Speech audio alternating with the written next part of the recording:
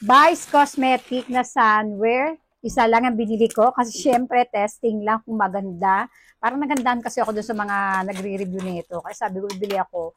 Nasa 100 plus lang. So, ganyan yung packaging niya. Ayun o, may libre pa silang ganito. And ito yung pinakapakay ko, hindi yung previous nila muna. Kasi ano ganda-ganda ako sa mga reviews. So, ang ganda na lagayan. Sabi nila may kagaya daw to na na mamahalin. Kaya, bili ako. Ang aking sunlit shade na binili, amoy natin. Wala namang amoy.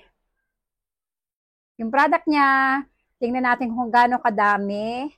Ayan, ganyan kadami. Oo, ang dami rin ha, so 100 plus. So, testingin na natin siya. Baba ulit natin. Ayan yung uso ko na may pimples. Tingnan natin.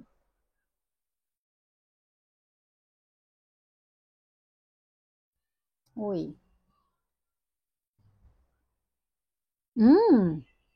Uy, ang ganda. Uy, ang ganda. Sunlit yung kunin nyo kasi bagay to sa morena. Ang ganda. Tapos madulas siya. Hindi siya malagkit. Ito yung gusto ko. Ang dulas niya. Meron din kasi itong SPF, kaya binili ko. Sabi ko, ito yung gagamitin ko kapag maghahatid ako ng anak sa school. 'Di ba? Dagdag. Ang ganda. Ang mura. Tapos ang ganda, may SPF na. Nako, may protection na yung nguson ko.